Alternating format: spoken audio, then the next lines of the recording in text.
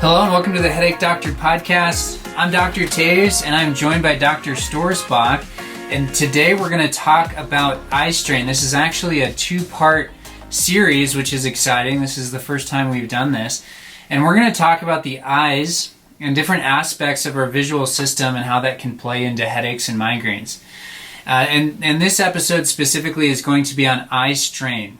So we're going to talk about the common problem, which is known as convergence insufficiency. And just like what we do with the head and neck, we treat this common problem of a restriction in the upper part of the neck. Convergence insufficiency is a common problem that can be overlooked but can have an impact on headaches. So what is it?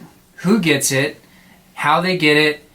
What nerves and muscles are impaired to cause this problem? So kind of what the underlying cause of this is, and then how it relates to headaches, and then how we in the clinic would kind of assess and treat it. So this is going to be all-encompassing. If you will understand what convergence insufficiency is, and then you'll know what to do about it by the end of this episode. So Dr. Storsbach, let's first talk about what is it. Go ahead and explain what convergence insufficiency is. Yeah, so it's technically when the superior oblique muscle of the eye doesn't work properly, and that's just meaning when both eyes work together to look down and in to something close, like they're converging, that's impaired.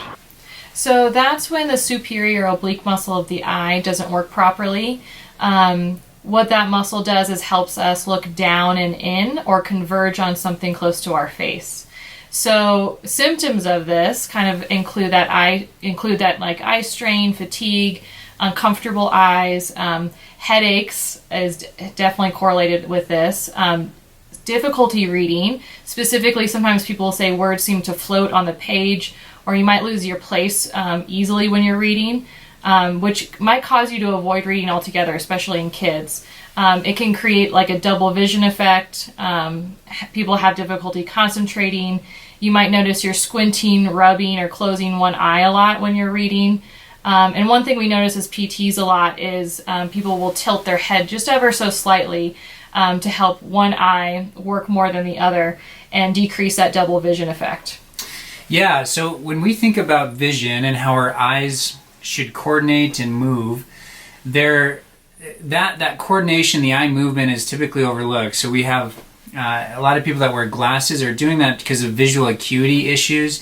And so as the light enters our eye, we're having to sort of reflect or change the angle of that light entering our eye. Well, this is different. This is actually looking at how our eyes should be moving, and if there's extra stress because this specific muscle, this superior oblique, in one eye is maybe not working as hard or working too hard. And so when we try to converge or focus on an object that's close to our face, like a cell phone, that can add stress and strain. So who gets convergence insufficiency? So what's interesting is about 1 out of 12 people actually have impaired binocular vision, and convergence insufficiency is one of the most common things within that. That's about over 8% of the population, so it's quite common. And it can happen absolutely even at birth in children, which is then diagnosed earlier in life, but a lot of adults will get this after like a traumatic brain injury or concussion. Yeah, so there's sort of a wide range of people that could get this. Jacqueline, you were actually telling me about Dr. Watt's story, and he's an optometrist here in Colorado Springs, and he actually has dedicated his career, his clinic, his passion is helping people with convergence insufficiency and taking them through a vision rehab process. So tell us what he told you. Yeah, so I got to go shadow him for almost a half a day the other day, and he has built a fantastic clinic.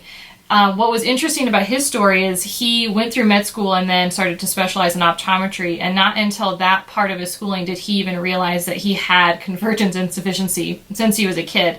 He was saying that he absolutely hated to read. Somehow had gotten through med school, he said, without ever reading a book which is just phenomenal to me. He had figured out other ways to learn. And that's actually what like sparked his passion. And now he treats these people all day, every day. And they do a fantastic job there with their vision rehab and getting people, back on the right track. And it's such a cool thing to pair with what we do because, we can assess the head and neck and the movement, and they can kind of do that neurological input from the eyes. Yeah, working with Dr. Watt has been a great partnership. And those are the types of things we look for here at Novera, is what other specialties can really add value to the patient. Because what we do is a piece, and it's a big piece, and it's a piece that's overlooked. But what else might be overlooked for those patients that are challenging and maybe don't find the progress that we're expecting? So Dr. Watt does a good job of filling that gap.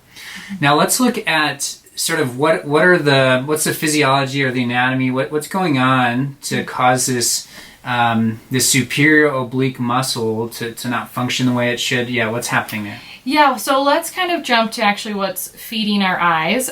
We need to kind of go all the way back to what cranial nerves are. Those, emerge directly from our brain and brainstem and carrying information to the brain and also to the head and neck. So their main responsibilities are like smell, vision, hearing, movement of the eyes, and facial muscles, along with that sensation to the face.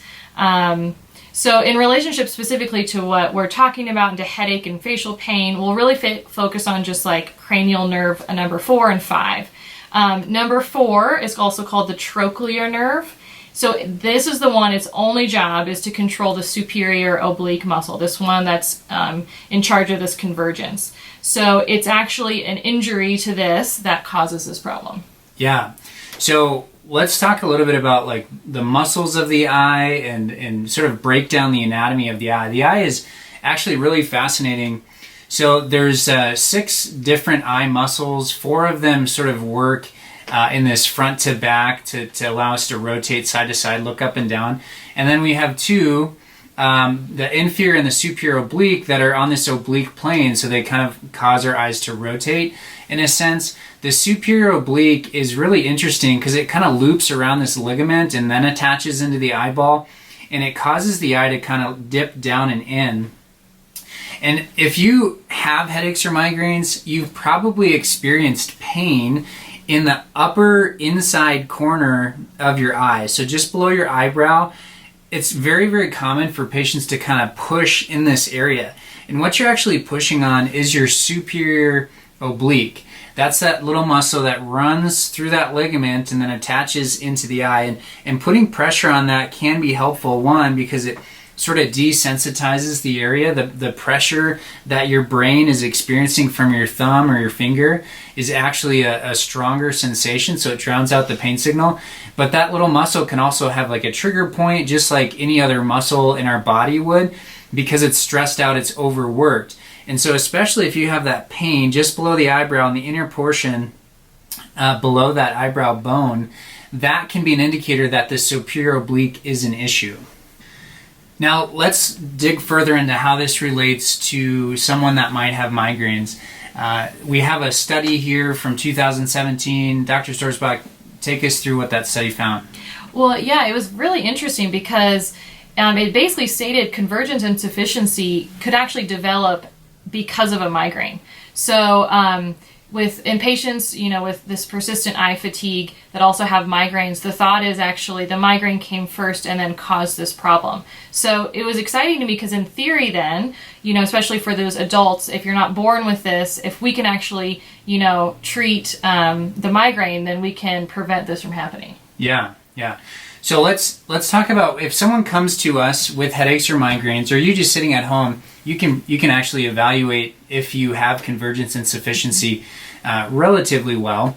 But what we do in the clinic is, well, one, I always look for indicators that the eyes are a problem. So eye strain might be an issue if headaches or migraines are triggered by looking at objects that are close to your face. So like phones and computers are 2 of the big ones, but even like newspapers or reading a book, sometimes those are really challenging for patients. Mm-hmm. And so if those increase or trigger the symptoms that you have, that's an indicator your eyes might be part of it.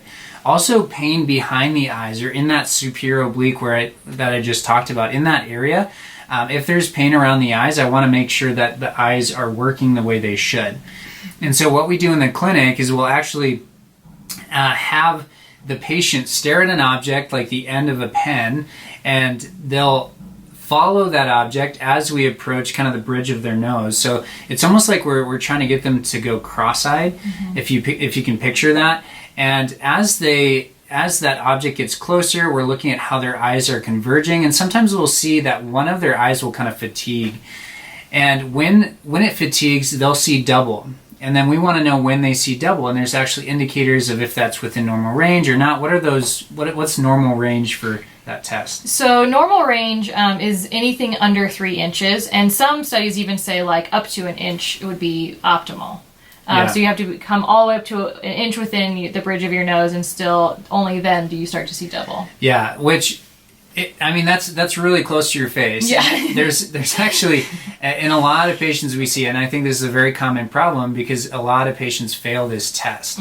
And so our approach at Novera is we work on the neck. And as Dr. Storsbach said, if they originally have migraines, especially as adults, like, can we correct this added stress on the eyes by treating the neck so that it actually decreases the amount of load or stress through their visual system, then correcting the convergence insufficiency. If we can't, then we send them off to providers like Dr. Watt, who can take them through a program specific to get their eyes to move and converge the way they should. Now, there are a few things that we can do as physical therapists to help solve this problem. And just like I said earlier, the superior oblique is a muscle. So with any muscle, we want to improve its function. Oftentimes muscles that are overworked or stressed out will have what are called trigger points. And these trigger points are kind of like fibers of the muscle that are balled up. They limit blood flow, and they actually artificially kind of weaken the muscle. So if there's 100 fibers and 20 of those are balled up in this trigger point, then it's only 80% of the muscle that's going to be functioning. And so if that superior oblique has a trigger point, if we apply pressure to that trigger point, it can relax and restore blood flow, and that can be something that's therapeutic for that eye muscle. And that's something I'll do every now and then just to sort of calm down that system. The other thing that we do commonly is sort of a neural tension technique. So our nervous system can actually, we can see increased tension. So our musculoskeletal system, meaning muscles, tendons, joints, so that system can be stressed, but our nervous system is communicating from our brain to those muscles what to do. And our nerves should actually glide and move throughout our body in a way that allows them to move with all these daily tasks that we're doing. And if those nerves aren't moving, then we can have increased stress just from the nerves themselves. And sometimes this happens when it comes to the superior oblique. So we'll do things like tuck the patient's chin while we're putting a little bit of pressure through their eye, and that can actually calm down the superior oblique muscle. The other thing that we do is work on the neck. So we're trying to restore mobility to the upper part of the neck. So when we talk about rotation or side bending or nodding, those movements are key to allow these other systems to function the way they should. So let's imagine the upper part of your neck is restricted and it's causing your head to rest with sort of a right or a left tilt. So if you're going through life and your head has a little bit of a left tilt, well, your brain wants to receive your visual input and know that it's on the correct horizontal plane. And so what that does is it causes your eyes to have a little bit of increased stress. And that actually plays into what the superior oblique is needing to do. And the superior oblique muscle will actually have more required of it because of a head tilt or things like that. So it's this chicken or the egg effect. Is the neck affecting vision? Is the vision affecting the neck? Because if you start out with the convergence insufficiency, we see patients that'll have a head tilt just because their eyes are not coordinating the way they should. Here's another practical application, something that you guys at home can do. So with this pandemic, we've all kind of been on our phones, on our computers a little bit more. There's actually a study that showed we're on our cell phones about a half an hour more every day. And so that half hour can play into the amount of strain and stress that's placed through our visual system. But it's called the 20-20-20 rule. So what I want you to do is every 20 minutes, find an object that's about 20 feet away and stare at it for 20 seconds. And what this will allow you to do is it'll take stress off of this convergence that might be sort of inefficient or impaired, and it'll allow your eyes to focus on an object that's a little bit further away. And if you do that every 20 minutes, that should keep the stress level of your eyes down. And that's something anyone can do. You just got to remind yourself, you want to set a timer every 20 minutes, for 20 seconds, find that object that's 20 feet away. So it's a 20-20-20 rule.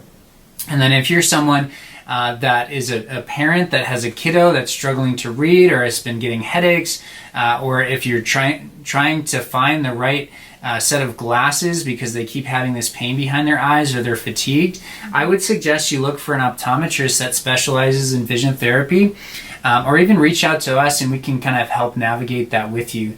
We do like to look up providers in other areas and sort of help our patients navigate this healthcare system wherever they're at. So we work with people all over. And Dr. Storsbach, you kind of had a situation today actually where you helped. So tell us a little bit about that. Yeah, I had a patient today that has struggled with migraines for decades and tried all the things. And into the conversation, I started to realize that she was actually like squinting her eyes quite a bit.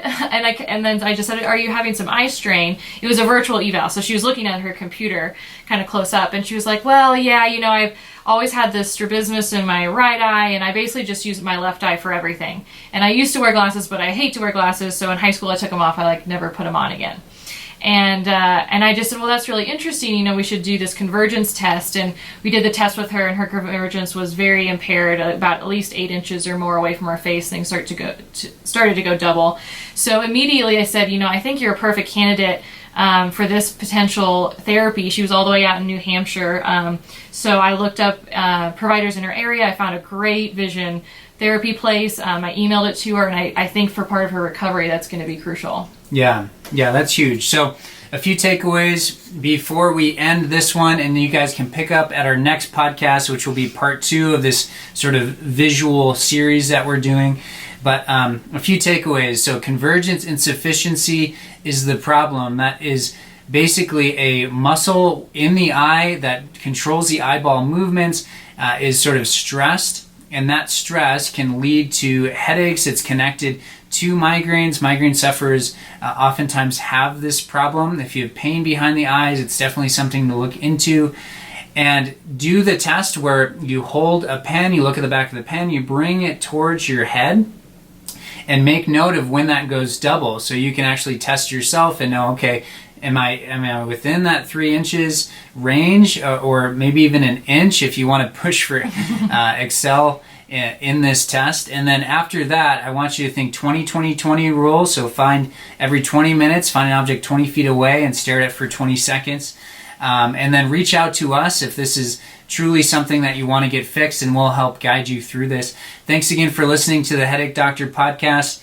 I'm Dr. Taves. And I'm Dr. Storsbach. And it's our mission to empower everyone with headaches and migraines to break free from a life of fear and dependence and thrive in everything you do.